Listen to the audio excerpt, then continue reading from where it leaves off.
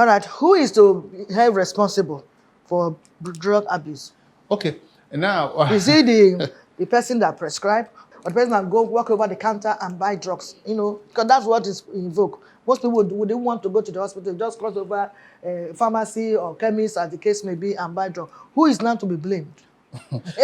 okay, like I said before, drug or medication, Yeah. all right, is a very key factor if you really want to look at both the growth or the economy or even the general well-being of a country. It's a very key index because uh, uh, the two aspects of this medication thing, like the abuse, all right, or even the absence, is also a problem. All right. So if there is no drug available, especially those essential medications, so the particular population are also in trouble. So when you look at it in that light, you find that it's something of a global thing that is everybody in that environment is responsible for it because it affects everybody.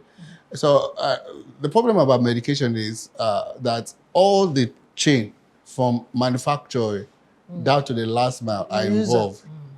Not just using, they are involved.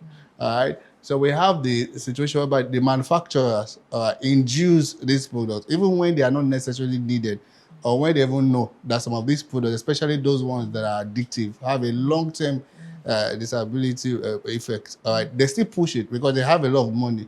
They go, buy policy makers, buy governments, all right, and then push this drug just for the sake of financial gain. So they are responsible in their own way. Because if they have ethical conscience, or if they begin to develop more social consciousness, all right, within the way they practice or they run their business, most of these things can or could be managed.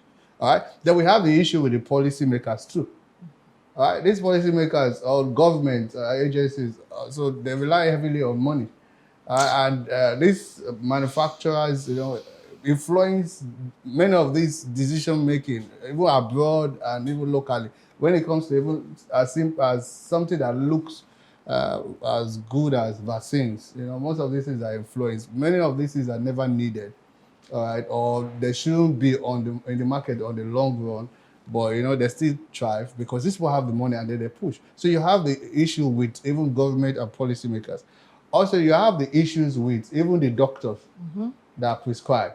All right, many doctors, I'm a doctor, I tend to bend towards the patient, somehow the patient's influence. You know that this drug, if you introduce this patient to this drug, there's a tendency that this patient is going to be addicted to this drug. But you did anyway. Are you talking of the side effects or something? So, Okay. yeah, because it's the addiction. One of the reasons people abuse medication is the addiction. Okay. They want to take it just, to feel good and all that stuff. So the doctor already know that if I even introduce this drug to this patient, there's a chance that this patient will be addicted. But they do it anyway. Not even only that, a patient comes in and the patient is asking for just this drug. You know the effect of the drug. You know that this drug has some neurological effect and this patient is showing signs of addiction. But because it's my friend, I know the guy, and they prescribe a drug. And or you just know that this guy is a big guy, he has the money, of course, you just give the drug. So you are actually encouraging the abuse. Then we have the situation of even the end users. Yeah. Many of them actually, in fact, most of the issues we have with drug abuse is usually within the end users because like every other commodity, you need to have a demand before you can sell. People need it before you sell. So some of these end users actually go after these drugs, and one of the problems is actually where they live, their home, parents and all that. So when you have situation whereby a child is raised in an environment whereby parents take a lot of drugs, which is very bad. Many parents, maybe because they have one ailment and the other, the children will be influenced. Yes, and children naturally don't like drugs. But when they begin to see that every morning the father takes a drug, even if the drug is medicinal, maybe hypertension, and all that, that's why you are supposed to take these things away. Take your drug where they are not there. So they begin to look at it like a normal way of life. So the slightest stressor that they experience or the slightest issues they have in life, they tend to look towards drugs. So if you want to say who is responsible for this, I think everybody is. From the manufacturer, The users, the sellers, the yes, manufacturers, so everyone. everybody, even the worst of it is even the pharmacy. I mean, the retail pharmacy. So it's really, really, really bad now in this country because you can literally walk into any pharmacy now. Nobody asks you where's your prescription. You can buy any antibiotics. You can buy almost any drug. In fact, you go to a pharmacy, the pharmacist is even diagnosing the patient, telling you what is wrong with you. You have this, and then tell you buy this, because even treatments, that treat itself. It give the injection in the pharmacy. A pharmacy giving injection, which is very funny because what everybody sees is just one patient, and this patient is like the money bag. Let's take the money. And they just sell those drugs like as if you're in the supermarket, and they give it out. So we are all responsible for this. I think until we begin to think inwardly and ask ourselves serious questions, we may not be able to go out of this.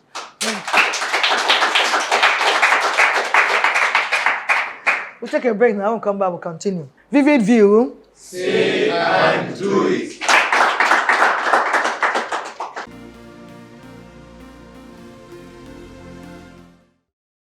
Welcome back. So, Doctor, again, why do people still indulge in these practices of going across the chemist and buy drugs, and even chemists not asking where the prescription are now? Because I know in Western world, before you can sell drug, you must come with the prescription. It's not something you just walk in and buy. Yes. Can we not duplicate it? Can we not do it? Yeah, we know what it takes. I know everybody looking for money, but can we also talk of life first before the money? It is, for me, it is when somebody is alive that I think of any other thing. Yes. So what do you think? Okay, so people, the road into addiction, which is actually the essence of this whole issue about drug abuse, is a very long one. Okay, and most of the focus on when you look at abuse is actually all about removing those people who are already in the addiction. All right, so you see rehabilitation, a lot of people bring funds, NGOs talk about that, but preventing it in the first place from happening, not much work is being done.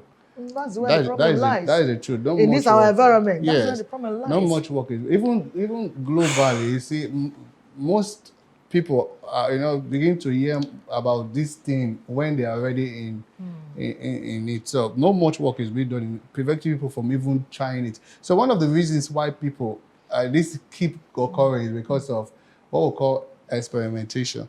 All right, that is one of the reasons in medicine. All right, many people, in fact, you won't even know the effect of any drug in the first place if you don't try it. Many people that ever got to use some of these addictive substances or drugs just wanted to experiment. All right, like I said before, a child is in the house and every day he sees the father before he goes to bed take one pill, and the father wakes up feeling all good. And then one day say, let me try it, and try it and find out that this thing really feels good. He has experimented it, and once he starts it, they might not take it frequently at that instance, but the second time it feels like, I'm stressed, you begin to look for it, and before you know it, it's already in that part. So that is the first experimentation, especially amongst the young youth. Yes. So the second reason why people are in this is actually, like I said, parental issues and genetics. Where you go, we usually, people say it, even doctors everywhere, even on TV, keep your medications away from your children. From the reach of children, From the reach of children. It's not only about giving them access to take the drug, but also the psychological effect of seeing you taking that drug all the time. Yeah, it's not good. Even if you're hypertensive, you can take your drug in a quiet place, all right, in your room, all right, and not everywhere. The children, they just keep swallowing all these things. Before you know it, they look at it like something that is normal. And so they begin to try it, and before you know it, they are in it. So that is another reason. In fact, if a child grows up in a house that is alcoholic, everybody drinks, everybody smokes, everybody takes something, there's a high chance that that child is going to, do that, as compared to if the child never saw it in the first place. Even with all the peer pressure, all right, the child will initially have the resistance, against that. So that is another reason. Then the third reason, of course, peer pressure. Everybody wants to feel among a guy. this. Yeah. A guy. Yes. So if you don't do this, you're not there yet. So you want to try it, and before you know it, you are there. Of course, we have situations whereby, like I said, they are induced. Many patients comes to the hospital and they never ever would have needed any medication. Yes. So and then it's unfortunate that some people just go ahead either for the money or because of carelessness, and then introduce them to some of these things. And most of these drugs, once you start them, there's a high tendency that you go ahead, and keep doing it. Then we have situations whereby some people are actually mentally ill. All right. So because of their troubles and their disturbances, they usually want to run towards maybe anything that will make them feel like they have escaped from their situation. And drug is usually one of the things that you could use to do that. And then lastly, we have situation in medicine whereby people's illness usually can, apart from physical illness like we have in sickle cell, you almost don't have the choice, but they just get into it. For instance, most sickle cell patients, because they usually have like crisis, right, which can be very, very excruciating, painful. Right, the normal medication you give, like the paracetamol or non-steroidal anti-inflammatory drug like ibuprofen and all that, will not work. So you might want to give opioids. All right, and most of the times, once you start these opioids, which usually is what works, these patients, apart from the crisis, just keep coming around that they just want it because it feels good. It doesn't just suit the pain, but it gives a generalized nice feeling. And so they just keep coming.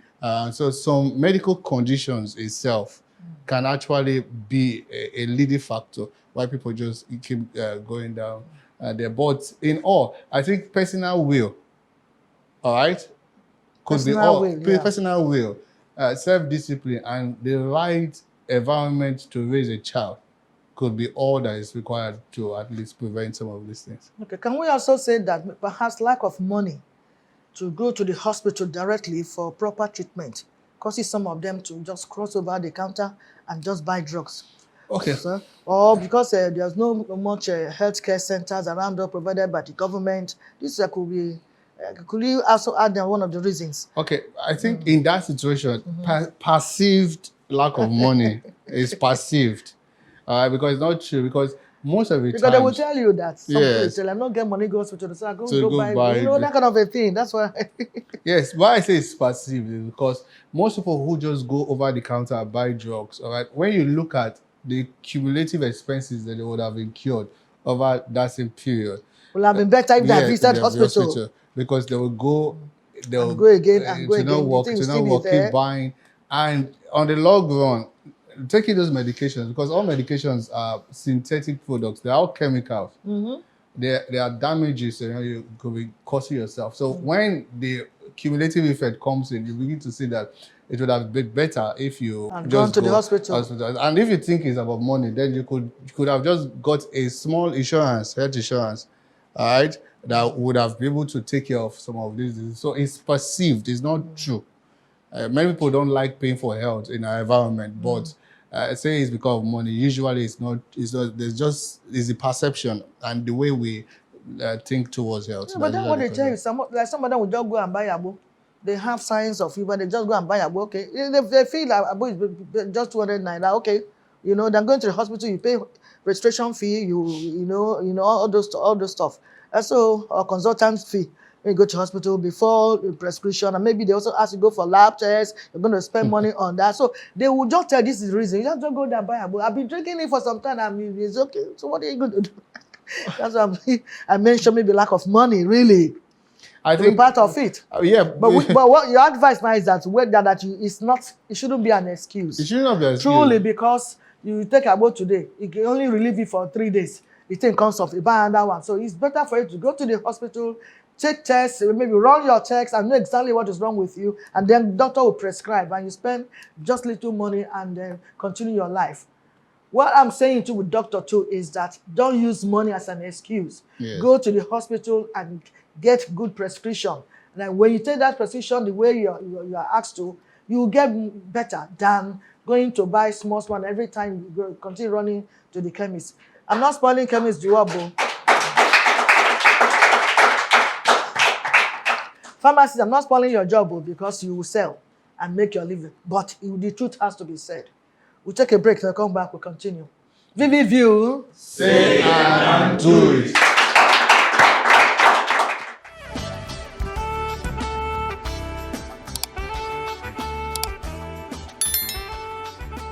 This is Vivid View.